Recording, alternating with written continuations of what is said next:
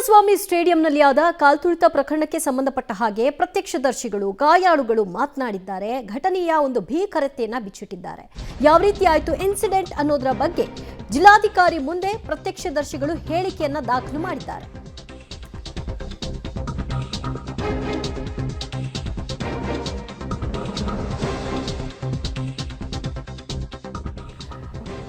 ಚಿನ್ನಸ್ವಾಮಿ ಕಾಲ್ತುಳಿತ ಪ್ರಕರಣ ಕುರಿತಾಗಿ ಗಾಯಾಳುಗಳು ಪ್ರತ್ಯಕ್ಷದರ್ಶಿಗಳು ಮಾಹಿತಿಯನ್ನು ಹಂಚಿಕೊಂಡಿದ್ದಾರೆ. ಘಟನೆ ಹೇಗಾಯ್ತು ಅನ್ನೋದರ ವಿವರವನ್ನು ಕೊಟ್ಟಿದ್ದಾರೆ. ಉಚಿತ ಟಿಕೆಟ್ ಇತ್ತು ಅನ್ನೋ ಕಾರಣಕ್ಕಾಗಿ ಇನ್ಸ್ಟಾ ಪೋಸ್ಟ್ ನೋಡಿಕೊಂಡು ನಾವು ಸ್ಟೇಡಿಯಂಗೆ ಹೋದ್ವಿ.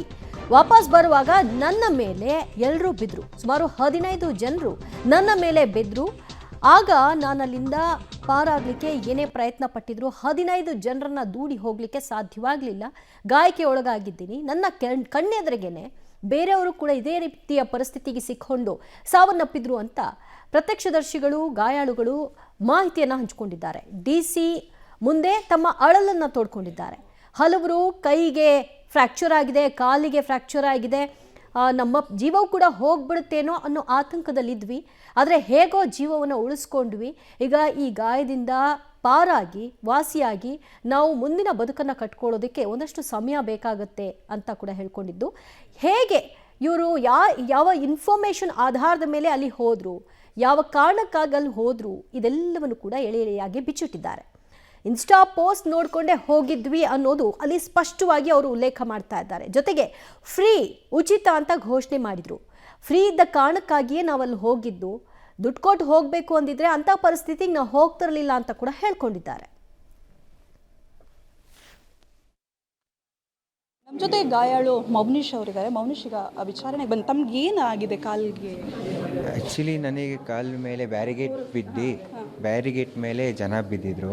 ಅದರಿಂದ ನನಗೆ ಸ್ವಲ್ಪ ಮಸಲ್ಸ್ ಮತ್ತು ಟಿಶ್ಯೂಸ್ಗೆ ಏಟಾಗಿ ಸ್ವಲ್ಪ ಊತ ಆಗಿತ್ತು. ಅದರಿಂದ ನನಗೆ ಮಣಿಪಾಲಿಗೆ ಅಡ್ಮಿಟ್ ಮಾಡಿ ಅಲ್ಲಿ ಪೇಯ್ನ್ ಕಿಲ್ಲರ್ಸ್ ಕೊಟ್ಟು ಅಲ್ಲಿಂದ ಕಳಿಸಿದ್ರು. ಎಷ್ಟು ದಿನ ರೆಸ್ಟ್ಗೆ ಹೇಳಿದ್ರು? ಆಮೇಲೆ ಇಲ್ಲಿಗೆ ಬರೋಕ್ಕೆ ಕಷ್ಟ ಆಗಿಲ್ಲ ನಿಮಗೆ? ಆ್ಯಕ್ಚುಲಿ ಇದು ನೋಟಿಸ್ ಕೊಟ್ಟ ಮೇಲೆ ಬರಲೇಬೇಕಲ್ವ, ಆಪ್ಷನ್ಸ್ ಏನು ಇಲ್ವಲ್ಲ, ಬರಲೇಬೇಕಲ್ವ. ಅದಕ್ಕೆ ಬಂದು ವಿಚಾರಣೆ ಮುಗಿಸ್ಕೊಂಡು ಹೋಗೋಣ ಅಂತ. ಇನ್ನು ಕೆಲಸಕ್ಕೂ ಹೋಗಿಲ್ಲ, ನಾನು ಕೆಲಸಕ್ಕೆ ಹೋಗ್ಬೇಕೀಗ. ನಿಮಗೆ ಎಷ್ಟು ದಿನ ಬೆಡ್ ರೆಸ್ಟ್ ಹೇಳಿದ್ದಾರೆ ಡಾಕ್ಟರ್? ನಮಗೆ 2 to 3 days ರೆಸ್ಟ್ ಮಾಡಬೇಕು ಅಂತ ಹೇಳಿದ್ರು. ನಮಗೆ ರೆಸ್ಟ್ ಮಾಡೋಕ್ಕೆ ಹೇಳಿದ್ರು. ಮತ್ತು ಅದು ನನಗೆ ಪೇಯ್ನ್ಸ್ ಇನ್ನೂ ಜಾಸ್ತಿನೇ ಆಗ್ತಿತ್ತು, ಕಮ್ಮಿ ಅಂತೂ ಆಗಿರಲಿಲ್ಲ. ಮತ್ತು ನಾನು ಸಪ್ರೇಟಾಗಿ ಹೋಗಿ ಚೆಕಪ್ ಮಾಡಿಸ್ದೆ. ಅವರು ಇವಾಗ 3D ಮಾಡಬೇಕು ಅಂತ ಹೇಳ್ತಿದ್ದಾರೆ. ಅಂದರೆ ಈ ಮೇಜರಾಗಿ ಏನೂ ಆಗಿಲ್ಲ, ಮೈನರಾಗಿ ಏನಾದರೂ ಆಗಿರ್ಬೋದು, ಚೆಕ್ ಮಾಡಬೇಕು ಅಂತ ಹೇಳಿದ್ದಾರೆ. ಬಟ್ ಇನ್ನು ನಾನು ಹೋಗಿಲ್ಲ. ನನಗೆ ಇನ್ನು ಬಟ್ ನಿಮ್ಗೆ ಇವತ್ತು ಅನಿಸಿರ್ಲಿಲ್ವಾ ಗಾಯಾಳುಗಳನ್ನು ಇಲ್ಲಿಗೆ ಕರೆಸೋ ಬದಲು ಅಟ್ಲೀಸ್ಟ್ ಅಧಿಕಾರಿಗಳನ್ನು ಮನೆ ಕರೆಸಿದ್ರೆ ಬೆಟರ್ ಅಂತ ಅನಿಸ್ತಾ ಇತ್ತು ಅಂತ? ಬಿಕಾಸ್ ನಿಮ್ಗೆ ನಡೆಯೋಕ್ಕೂ ಕೂಡ ಕಷ್ಟ ಅನ್ನುವಂಥ ಪರಿಸ್ಥಿತಿ ಮಾಡ್ಬೋದಿತ್ತು. ಬಟ್ ಎಲ್ಲರೂ ಮನೆಗೆ ಹೋಗ್ಬೋದು. So notice ಕೊಟ್ಟಿದ್ರಿ? ನೋಟಿಸ್ ಬಂದು ನಮಗೆ ನೋಟಿಸಿಂದ ಸರಿ 11 ಗಂಟೆಗೆ ಅಟ್ಲೀಸ್ಟ್ ಅಧಿಕಾರಿಗಳು ಕೇಳಿದ್ರೆ ನೀವು ಬರೋ ಸ್ಟೇಜಲ್ಲಿ ಇದ್ದೀರಾ, ಆ ರೀತಿಯ ಎನ್ಕ್ವೈರಿಗಳು? ಇಲ್ಲ ಆ ಥರ ಏನು ಕೇಳಿಲ್ಲ. ಬರಬೇಕು ಅಂತೇಳಿ ನಿಮಗೆ ನಾವು ಮನೆಗೆ ನೋಟಿಸ್ ಕಳಿಸ್ತಾ ಇದ್ದೀವಿ ಅಂತೇಳಿ ಹೇಳ್ಬಿಟ್ಟು ಅಷ್ಟಕ್ಕೆ ಮುಗಿಸಿದ್ವಿ. ಸೊ ಇಲ್ಲಿ ಯಾವ ರೀತಿ ವಿಚಾರಣೆ ಅಂದರೆ ಲಿಖಿತವಾಗಿ ಬರ್ಕೊಟ್ರಾ ಅಥವಾ ವಿಡಿಯೋ ರೆಕಾರ್ಡಿಂಗ್ ಇತ್ತಾ? ಯಾವ ರೀತಿ ಪ್ರೊಸೀಜರ್ ನಡೀತು? ಇಲ್ಲ ಅಲ್ಲಿ ಏನೇನಾಯಿತು ಅಂತ ಒಂದು ಇದು ಕೇಳಿದ್ರು, ಅದಕ್ಕೆಲ್ಲ ಹೇಳಿದ್ವಿ, ಅಷ್ಟಿನೇನಿಲ್ಲ. ಪೊಲೀಸ್ ಸೆಕ್ಯೂರಿಟಿ ಆಗಲಿ ಇದ್ರ ಬಗ್ಗೆ ಏನಾದರೂ ಎನ್ಕ್ವೈರಿಗಳಾಗಿದ್ವಾ ಅಥವಾ ಸರ್ಕಾರದ ಬಗ್ಗೆ? ಅವಾಗಲೇ ನಾನು ಹೇಳ್ದಂಗೆ ಏನೇನು ಇಲ್ಲಿ ನಿಮ್ಮ ಹತ್ರ ಹೇಳಿದ್ನೋ ಅದೇನೋ ಅಲ್ಲಿನೂ ಹೇಳಿ ಬಂದಿದ್ದೀನಿ ಅಷ್ಟೇ. ಒಂದು ಏನೇನಾಯಿತು ಹೆಂಗಾಯಿತು ಅಂತ ಏನೇನು ನಿಮಗೆ ಹೇಳಿದ್ದೀನೋ ಅದೇ ಥರ ನಾನು ಒಳಗಡೆನೂ ಅವರಿಗೆ ಹೇಳ್ಕೊಂಡಿದ್ದೆ. ಸೊ ಘಟನೆ ಬಗ್ಗೆ ಹೇಳೋದಾದರೆ ಹೇಗಾಯಿತು ಆ ಘಟನೆ? ನೀವು ರಿಟರ್ನ್ ಬರಬೇಕಾದ್ರೆ? ನಾನು ರಿಟರ್ನ್ ಬರುವಾಗ ಆಗಿದೆ. ನಾನು ರಿಟರ್ನ್ ಮನೆ ಕಡೆ ಹೋಗುವಾಗ ನನಗೆ ಅದು ರೋಡ್ ಕ್ಲಿಯರ್ ಮಾಡೋ ಟೈಮಲ್ಲಿ ನನಗೆ ಆಗಿದೆ ಬ್ಯಾರಿಗೇಟ್ ಫಸ್ಟ್ ನಾನು ಬ್ಯಾರಿಗೇಟ್ ಮೇಲೆ ಬಿದ್ದೆ. ಆಮೇಲೆ ಕೊನೆಗೆ ನನ್ನ ಕಾಲು ಬ್ಯಾರಿಗೇಟ್ ಕೆಳಗಡೆ ಸಿಗಾಕೊಂಡು ಆ ಬ್ಯಾರಿಗೇಟ್ ಮೇಲೆ ಒಂದು 12-15 ಜನ ಬಿದ್ದು ಕೊನೆಗೆ ಅಲ್ಲಿದ್ದ ಜನ ಎಲ್ಲ ಬ್ಯಾರಿಗೇಟ್ನೆಲ್ಲ ಸೈಡ್ಗೆ ಎತ್ತಿ ನನ್ನ ಸೈಡಿಗೆ ಕೊಂಡಿಸಿದ್ರು. ಆಮೇಲೆ ಪೊಲೀಸರಿಗೆಲ್ಲ ಕೇಳಿದ್ರು, ಹಿಂಗಾಗಿದೆ, ಆ್ಯಂಬುಲೆನ್ಸ್ ಏನಾದರೂ ವ್ಯವಸ್ಥೆ ಮಾಡಿ ಅಂತ. ಅವರು ಇವಾಗ ಏನು ಮಾಡೋಕ್ಕಾಗಲ್ಲ ನಾವು ಅಂತ ಹೇಳಿದ್ರು. ಆ್ಯಂಬುಲೆನ್ಸ್ ಅರೇಂಜ್ ಮಾಡಿ ಕೊನೆಗೆ ಆ್ಯಂಬುಲೆನ್ಸಿಂದ